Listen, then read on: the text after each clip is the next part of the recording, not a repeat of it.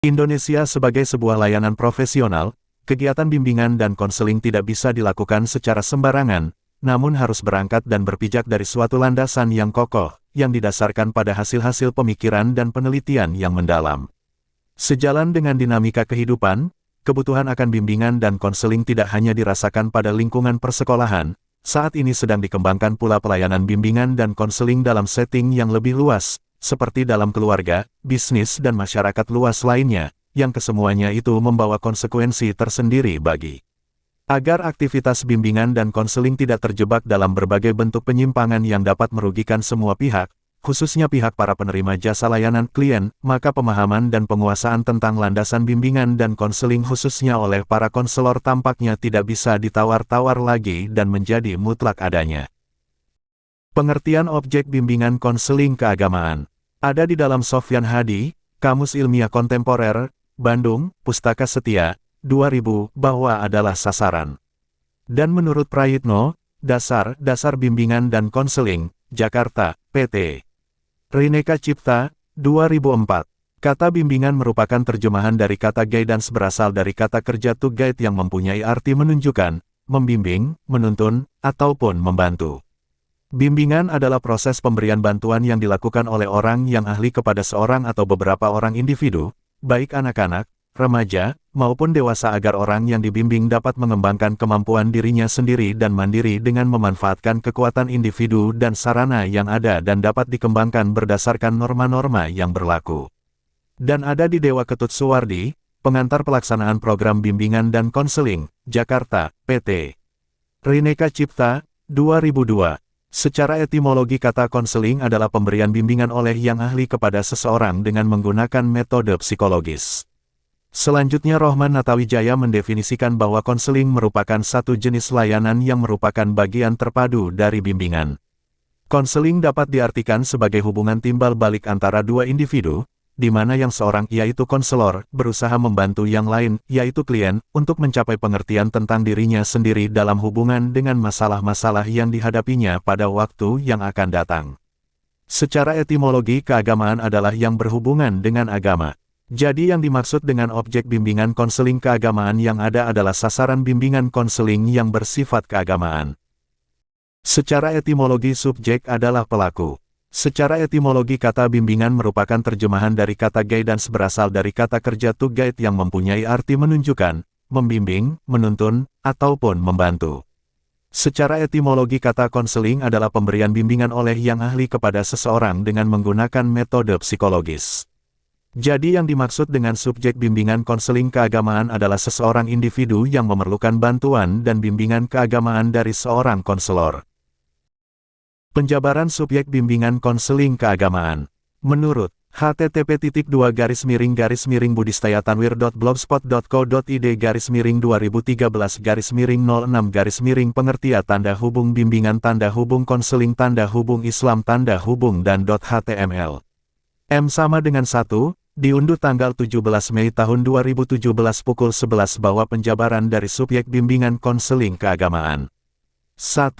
Individu, baik dalam rangka mencegah maupun menolong berkaitan dengan A. Kesulitan dalam pergaulan dengan lawan jenis. B. Kesulitan dalam pergaulan dengan anggota kelompoknya. C. Kesulitan dalam pergaulan dengan masyarakat.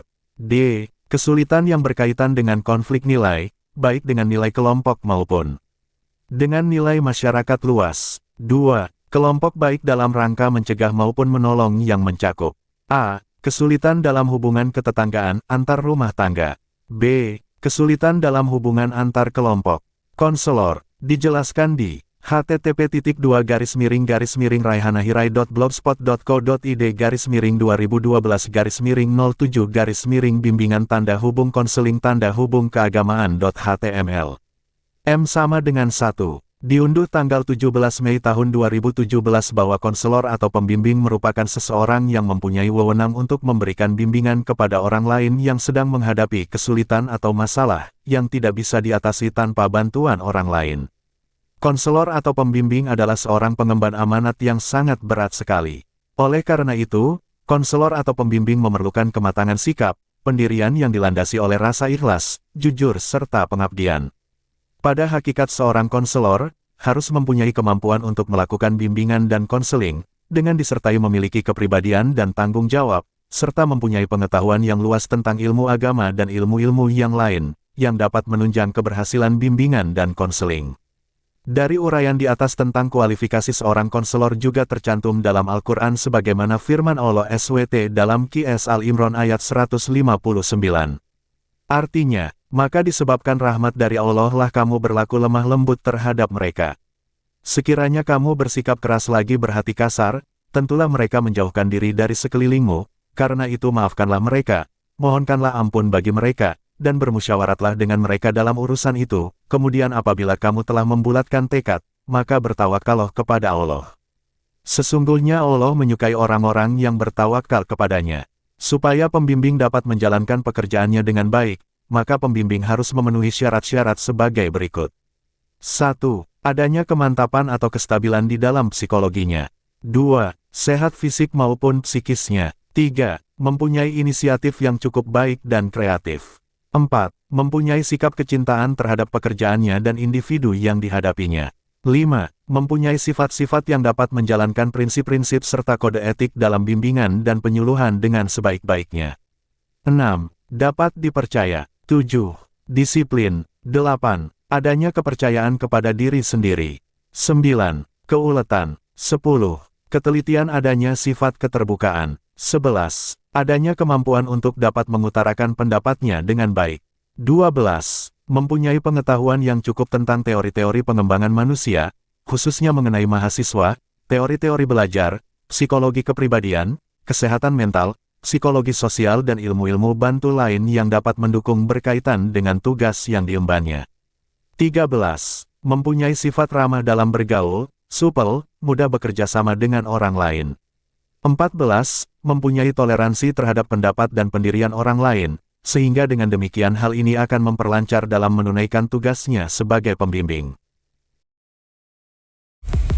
Terima kasih banyak. Mohon maaf jika ada salah. Semoga kita masuk surga. Semoga kita semua disehatkan badan, dilancarkan rezeki, dikabulkan segala hajat. Terima kasih banyak, sampai bertemu di pertemuan selanjutnya. Salam damai.